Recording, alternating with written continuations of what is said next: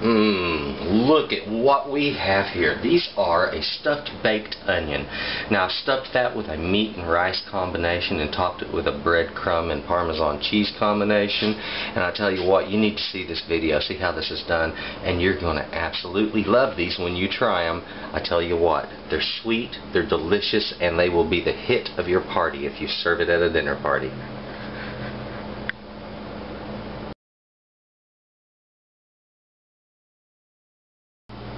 Hello, welcome back to Texas Cooking.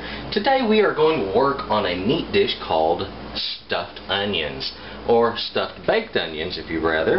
Okay, now this is really simple, and it is a great way of using up older ingredients or stuff that you're going to be leaving as leftovers, items like that. You can use fresh ingredients that are cooked that day, but it isn't absolutely necessary. Great way to clear the fridge, and you get a super product in return. I have here some rice. This is some simple wild rice. Believe it or not, this is a packaged mix. It's a long wild rice mixture with the herbs and spices and everything in it. So I thought this would make a good filler for stuffed onions. Now, if you want to think about things that you can use in stuffed onions, it doesn't have to be just this beef and this rice or whatever I'm going to do today.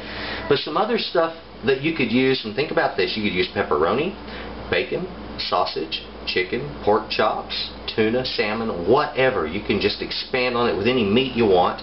If you like to put in some chopped vegetables, that's fine. Put in some capers or hot sauce or mustard. Throw that in there. Some rice or barley, breadcrumbs, crumbled biscuit and cereals. Those all make really good fillers and good binders that bring it all together as kind of a unique dish. And you know, also you can use cheeses in this too. If you want some Parmesan cheese or some maybe some other kind of cheese like blue cheese or cheddar, you can add that to this and go ahead and bake it up the same way. This is a simple baked stuffed onion, and I want to show you how to do this. We're going to get right on to that. Alright, now for our stuffed onions, I'm going to start with the meat. And I have a bowl here that I want to be placing all of my meat into, but I need to start by trimming off any of this excess fat this steak had left on it. And if you notice, this is a nice medium in the center on this, so it's nice and tender, and I am going to get some wonderful flavor out of this meat, both from the fact that it was a well-cooked steak and also from the fact that it has good charring on it. So it's just going to be something special when it comes to making a stuffed baked onion. That's the beauty of reusing some old leftovers. This is perfect for these. I'll get rid of this. There we go. Now, if you notice how I made my slices through the meat one way, and I'm going to make just some small cubes out of this is what I'm going to end up doing. Just cut it there and there. And I want to keep that bundle of meat together as much as I can. It's a very tender steak, so it wants to come apart on me readily.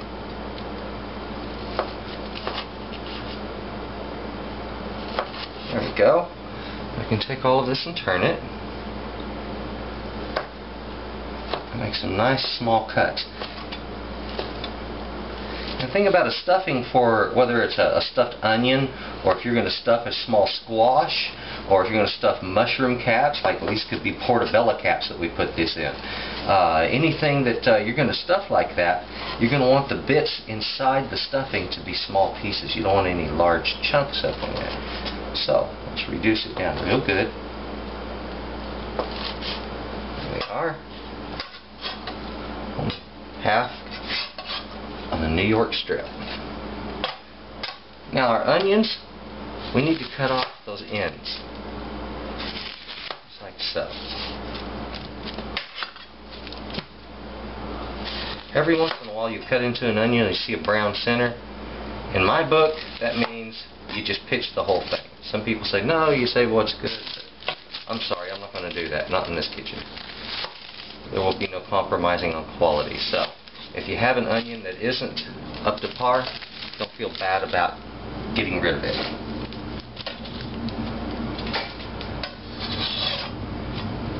Okay, now I've got to deal with this outer layer. This whole onion we want to be something that can be eaten.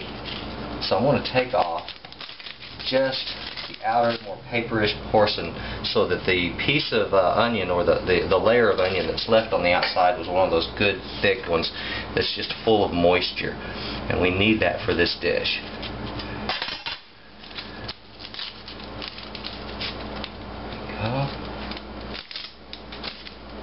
Now, I didn't go quite deep enough. There we go. I got it that time.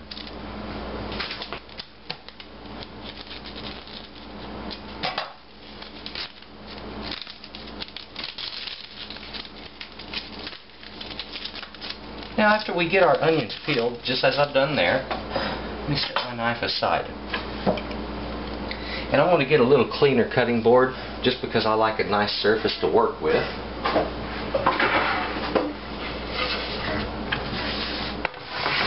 There we go.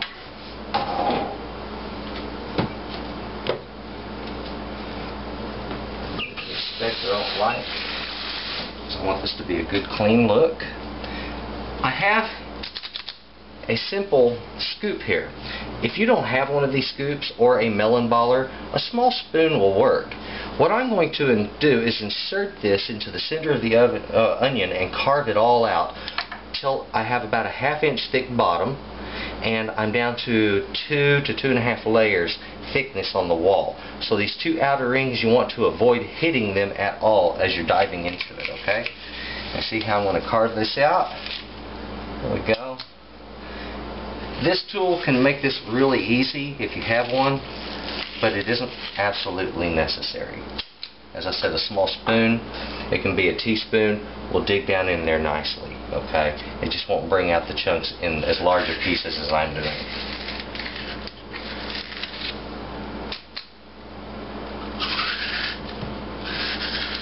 Now, you can save all of that onion to use in other dishes, and please do.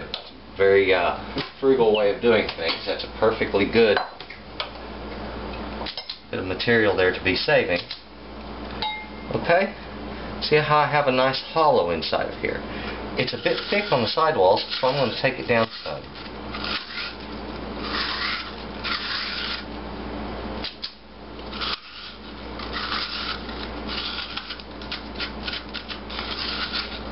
I hit the bottom just a little bit more to make it slightly deeper.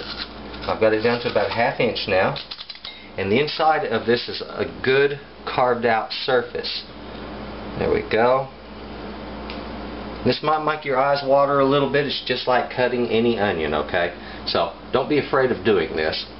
But you may want to put on some eye protection. Believe it or not, simple safety glasses like you use from a hardware store for doing projects, those provide excellent eye protection for when you're working in onion.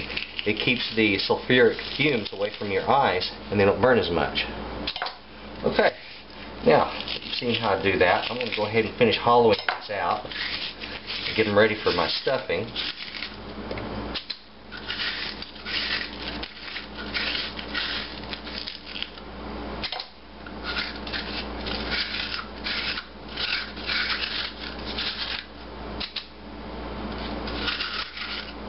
Alright, I have another one. This one dropped a little of the segment out of the center.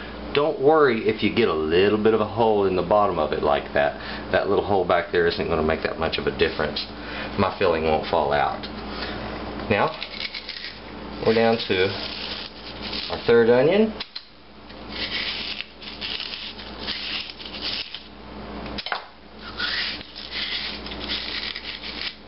And these scoops aren't necessarily sharp. They're about the same edge as the edge of a common spoon that you would have in your drawer for your flatware.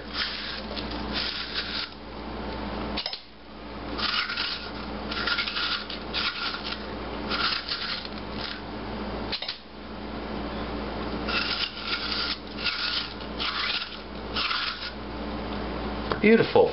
We have those hollowed out now. We are ready to move on to the rest of our filling, and that was to take this rice and to combine it with our meat mixture. And I have about the same amount of rice there as I had meat.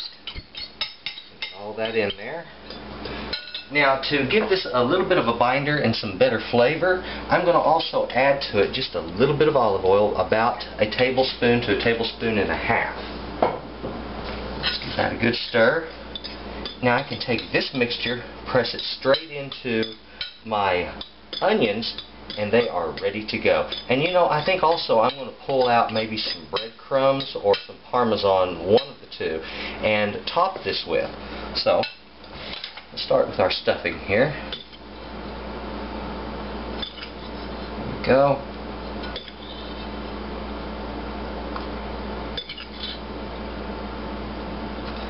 And I think I want to switch to a spoon just to make this a little bit quicker and easier.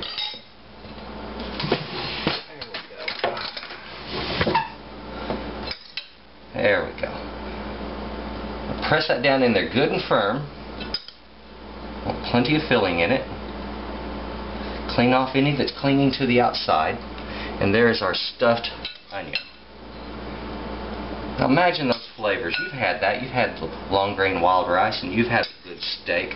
Imagine that combined with the sweetness of a baked onion. Wow. These are going to be super good. That's full. Clean off that edge. On to that next one.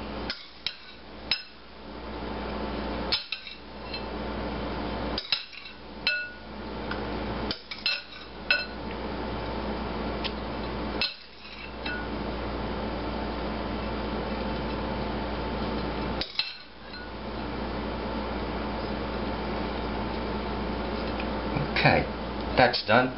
For the next part, we're going to work on topping these to make them a little bit prettier as they bake and to help trap some of the moisture inside. If you'd like, go ahead and pause your film right about now because you're going to need to pull out these ingredients. I've got some Parmesan cheese, about a tablespoon, some breadcrumbs, about a tablespoon. I have some olive oil, that's extra virgin, and we're going to take these and top them and fix them to be baked. So if you'd like to go ahead and pause now, do that. Now, what we want to do first to prepare our dish, I want to put a little olive oil in there. It's going to prevent any sticking. But also I'm going to use that same olive oil and brush it over the sides of these onions, and that's going to help reduce some of the moisture escape, and it'll help keep them a little bit softer. Now what I want to do is to combine these breadcrumbs and the cheese real well together here. And we're going to use these directly on top. But what I want to do is just take a nice amount, put it on top, pack it gently. I'm going to brush off any excess on the edges. Gently set them right there on my pan. Okay? Let's do that again.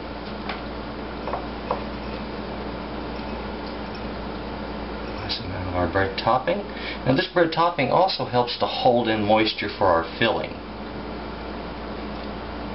And then when they break through it, they get to see a beautiful surprise inside.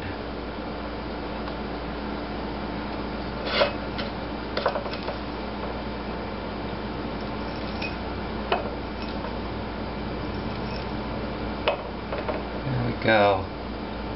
Beautiful, isn't that? And the next thing I'm going to do, let me move this from the way here. Let's go ahead. I want to add a little more olive oil here, and I want to use that to brush over the sides of this. Very gently with a basting brush, okay? And as I said, what this does is it helps to reduce some of the moisture loss from the vegetable itself. It's adding as a kind of a protective coating.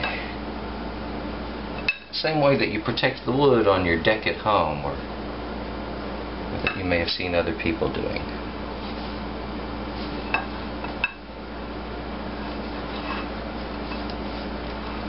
Now I'm going to bake these in an oven about 400 degrees, and we're going to bake them how long? Well, it sort of depends on the onion.